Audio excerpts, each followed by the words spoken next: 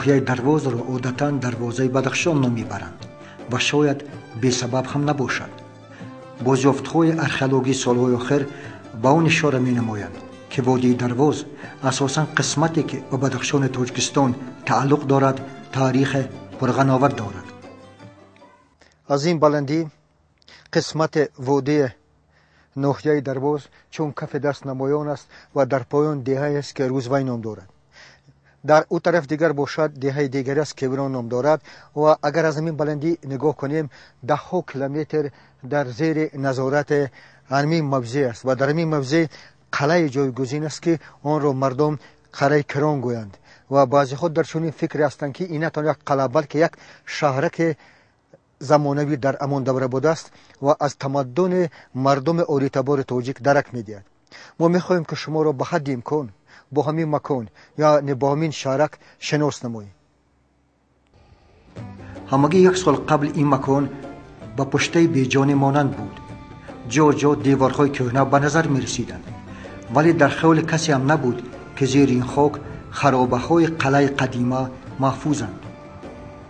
مسکنان دهه های روزوی و کیوران آن را همچون چراگاه استفاده می بردند. سال گذشته با سپارش بیواسطه سرور دولت کوفتوکووهای ارخئولوژی شروع گشتند. زادگان این دیار علوش سوفشایو و سهراب وزیرov که موجودیت شهر قدیمه کران را افسانه میپنداشتند از روز نخستین کوفتوکووهای ارخئولوژی به گروه کاری پیوستند. ما رو در اینجا یک بیابانی و چراگاه که ما حیوانا رو می‌وردیم اینجا چرا می‌دادیم. اینه که در وقتش پدرها و بابیای ما پیش از این بابامو نقل میکردن، روایت میکردن که همین قلعه کونه هم خیلی منظره بود که همین خیلی جا بود. هم خیلی روایت میکردن ما رو دیگه در انا پیش پدر و مادر میستادیم که ما رو نقل میکنن از همین جا. و از این 3000 سال پیش ممکنه بابایش و پدرای ما شنیده باشن. بعد نقل میکردن که انا منظره قلعه کونه همین خیلی جا بود. خیر رفته در نتیجه هیچ که در چراگاه بود، هیچ که در فکر قصه ای نبود. بعد از سال 2012 از سال گذشته نتیجه انا باستانشناسی و کوفتوکوو سر شد. برای دریافت نمودن معلومات زیادتر واحد قلعه کران به دکتر علم‌های تاریخ عضو وابسته اکادمی علوم تاجیکستان یوسف شاه یعقوبوف مراجعت نمودیم. اصلا حاضر ما درباره عباره شهرم استفاده میبریم که شهر کران است، مرکز شاهان درواز و می توانیم بگوییم که این شهر شاهی هم هست، چون که حاضر کارها اکنون سر شدن، تحقیقات ها سر شدن. ما درباره آن که کاملا بگوییم که شهر است، این فکرها در آینده، لیکن به هر حال نشانه های شهر در اینجا هست. بعد بازیافت های سالهای آخری باستانشناسی با اون شهادت می دهند که از بر کردن زرافشان و بدخشان از طرف درواز سرعت گرفته است و زبان قدیمی ترین اوستایی این زبان مردمی بدخشان است. و من گمان میکنم که من بعد آموزش این یادگاری و یادگاری های مثال اینا با نام شهر وابسته میکنن مردم محلی، انا قلعه قهقه را در وخان چی میکنن، در اشکاشیم جای میتین. من از این قلعه هم دیدن کردم و هر دشان بسیار به یکدیگر مانندند، گویا که دو برادر بودند. یکی بدخشان آباد کرده است، قهقهش و شهرش درواز آباد کرده است. یعنی تاریخاً این ولایت عموما کنونی بدخشان تاریخاً هم از لحاظ اتنیکی و هم از لحاظ زبانی و هم از لحاظ تمدن اینا یک مردم هستند، یعنی مردم تاجیک هستند. و من باوری دارم که در آینده این یکی از مرکزهای مهم توریسم جهانی خواهد شد و صحیفه های نوی که ما کشف کردیم و من بعد باز این صحیفه ها را کشف میکنیم در تاریخ خلق تاجیک جای خود را میابند و تاریخ را پره میکنند. از دید دکتر علم‌های تاریخ یوسف شاه یعقوبوف از جهت جایگزینی جغرافی، موجودیت مقدسات، قلعه کران در آسیا مرکزی و حتی بیرون از آن هم همتا ندارد. در آن همه علامت‌های شهر قدیمه را که صاحبانشان دارای تمدن بزرگ بودند دریافت نمودن ممکن است.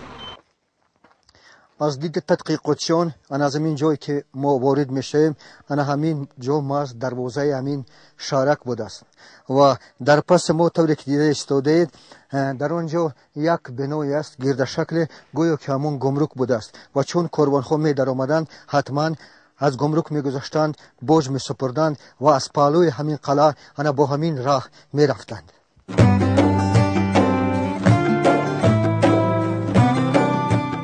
مناره باستانی در قسمت غربی شهر کران جایگیر بوده دیوارهای مستحکم داشته است. با کوشش ارکلاک‌های توجیک در شکل پیشترش از نو احیا گشت. در مرکز شهر طور دیده ایستاده اید مناره پنجگوشه ایستاده است که دکتر یوسف شاه یعقوبوف آن را برج آتش نام میبرد.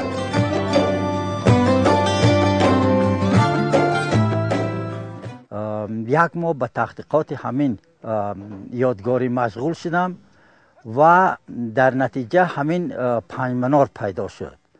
5 منار پیدا شد که از روی سبک معماری خیلی نادر است و هم قدیم است و یک چیزی بسیار چیزی که غیر چشم داشت. این یک تپه خاک بود پیش از تحقیقات های باستانی. پیش از یک تپه خاک بود که اون تپه خاک اجدا کردیم. همین خیلی یک 5 منار اصلا این برج آتش است که ما و من همین خیلی گفتیم که 5 منار است، در عمل این برج آتش است.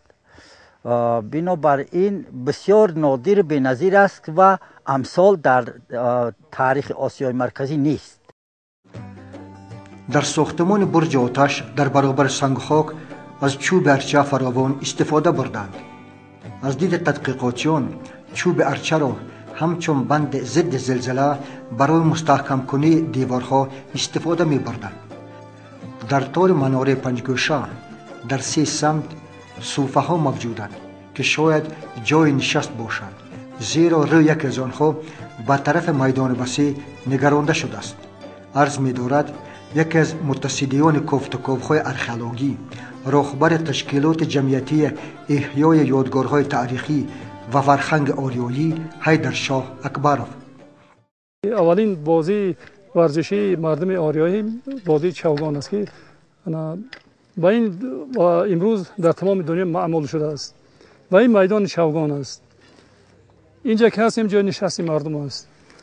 در این عقیب که رو در عقیب ما معبد است و جای ارکه، یعنی که جای نشست مردم است که اونجا نگاه هم میکردم میشه که اونجا این جای تماشای مردم از تماشا میکردم. این چوگان است. یعنی میدان چوگان تقریبا به همون استانداردی که امروز در دنیا معمول است همون است. یعنی که تقریبا با بزرگی 280 در 60 متر است. یعنی 280 متر درازی دارد و 60 متر پهنایی دارد که در حال حاضر به همون شکل پیشرش موجود است. یعنی که اینجا جای فرض برای 2 گروه جای جدا شده است، یعنی که هم در این طرف هم در اون طرف و میدان های هستند 3 گوشه مخصوص برای همون بازی چوگان بودند.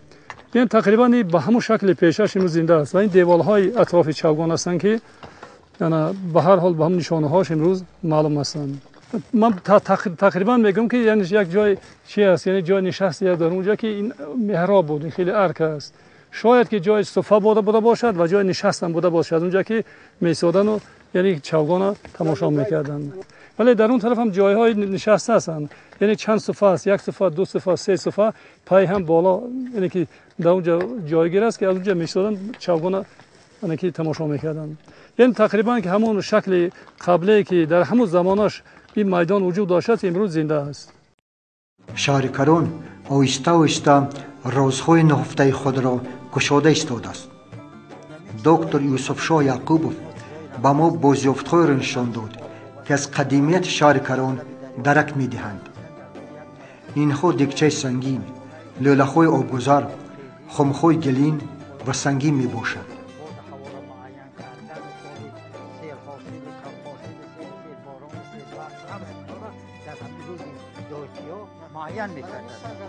این سنگ از اونجا آورده شد. خب این دیگچه اینا از هر جا آمدن خیلی. از طریق این لوله‌های گلین که حجم‌های گوناگون داشته به همدیگر پیوست می‌شوند، از مسافه دور به شهر آب انتقال داده می‌شد. توب می‌خورد این همین طریق می‌کردن. خیلی چی هستن؟ زیاد هستن. یکی از مقدسات دیگر قلعه کران معبد آب به حساب می رود که در قسمت جنوبی مرکز آن جایگزین است. یوسف شاه یعقوبوف این مکان مقدس را چنین معرفی می نماید. حالا ما در معبد رود دایتیا ایستادیم که می بینید که بسیار به یک شکوه و شهامت این ساخته شده است. به یک بزرگی 75 متر درازی دارد و از این هم بیشتر و 50 متر پهنایی دارد. دیوارهای این یک 6 متر بلندی دارند. ما اصلا این معبد را وقتی که پیدا کردیم دیوارهای این تا 3 متر تا 2 متر باقی مانده بودند. ما به خاطر آن که یکه و یگانه هسته، چیزی بسیار نادر هسته، ما این را خواستیم که ترمیم کنیم و نگاه داریم، چون که در آسیای مرکزی بار اول معبد آب یعنی معبد رود دایتیا پیدا می شود. رود دایتیا در تاریخ خلق تاجیک و عموما ایرانی اصلها خیلی بزرگ است و نقش بسیار مقتدر دارد. در همین ساحل در روز نوروز به زردشت وحی می آید و او را به پیغمبری برگزیده می شود و به نزد خداوند برای صحبت دعوت کرده می شود. یعنی ببینید که این چیزها در تاریخ ما نقش مقتدر دارند و این من باوری دارم که این معبد آب و اون برج آتش به زمان بسیار با شکوه و به زمان دولت کیانیان نسبت دارند و اون زمان که حضرت زردشت زنده بود. یعنی فرهنگ آریایی ایرانی تاجیکی از زمان کیانیان شروع می شود. زردشت این پدر فرهنگ ملت تاجیک است. با آب میدانید که 4 عنصر آریایی ها بسیار مقدس می، زمین، آب و آتش و هوا. یعنی 2 عنصرش 2 معبد در اینجا وجود دارد و با آب که یک چیزی به زندگی کردن نمیشد، به آتش آب زندگی در روی زمین نیست. اینها نقشی بسیار مهم در فرهنگ نه تنها تاجیکان و ایرانیان و آریایی ها بلکه در فرهنگ دنیا نقش متعدد دارند. به آتش آب زندگی در روی زمین غیر امکان است. همین بزرگی را مردم آریایی فهمیده با اونا با بزرگداشت آنها اینا معبد ایجاد کردند و آباد کردند، بنیاد کردند و اینا ببینید که برج آتش هم همین معنا را دارد. یعنی آتش اون آتش نیست که میگن که اینا آتش پرستن، نه، آتش نور خداوند است، رمز آفتاب در زمین است. انا حاضر شما میبینید که همین در اینجا محراب است، محراب با بزرگداشت آب. حاضر ما به طرف محراب نماز میگوییم، یعنی در اونجا همه نیایش ها در نزد همین محراب برگزار میشدن و در اینجا در اوستا و در یشت ها آبان یشت است، یعنی با بزرگداشت یکی از یشت های قدیمترین و بزرگترین است که آب نیایش نام دارد که در اینجا مردم می آمدن با سنت های زیاده در اینجا سجده میکردن، نیایش میکردن و این نشستگاهی که شما میبینید در اینجا مردم می آمدن گویم که با موافق درجه های اجتماعی، یعنی در یک صفحه شاهان می نشستند، در صفحه دیگر دهقانان می شدند، در صفحه دیگر موبدان می شدند. یک بزرگی دیگر این محرابان است که بالای وی لوح کتاب ایستاده است. این لوح کتاب قدیمترین لوح در دنیا حساب می شود که با بزرگداشت تولید اوستا یعنی ساخته شده است. 3 متر درازی دارد، 1 متر پهنایی دارد، بارگیش غوثیش یعنی 60-50 سانتی متر است. یعنی از بالای این در پوست گاو که اوستا نوشته شده بود آب نیایش و دیگر نیایش ها در اینجا به مردم رسانیده می شدند. یک بازیافتی است که بار اول در تاریخ خلق تاجیک همین بازیافت پیدا شده است و این هم در سرزمین تاجیکان در همین کوهستان تاجیک پیدا شده است. مردم میگن که مردم از وادی ها اومدن. در اوستا در شاهنامه از بر کردن دنیا از کوه ها شروع می شود. همه بزرگای ما از کوه ها شروع می شوند. بزرگای ما تولید در کوه ها شدند. این همون چیزی خردترینی که رمز است. این رمز آب دیتی است که در اینجا حلقه میزند می آید و در محراب باز خردترین رمزش است. یعنی این چیزها همش رمزی هستند. این هاوس بسیار عالی ژرف است، چخور است.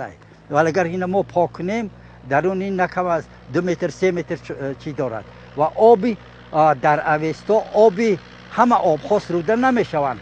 آبی چشمه ها و رودهای پاک سروده می شوند و 5 دریای 5 و سرچشمه هایی که در آن جاری می شوند و رود 5 تشکیل می شود، همون دایتی های نیک تشکیل می شوند. فقط آب پاک صاف است که در اوستا ترنم می شود. 3 سوراخ دارد که از جوی آب میاد. در اون سوراخ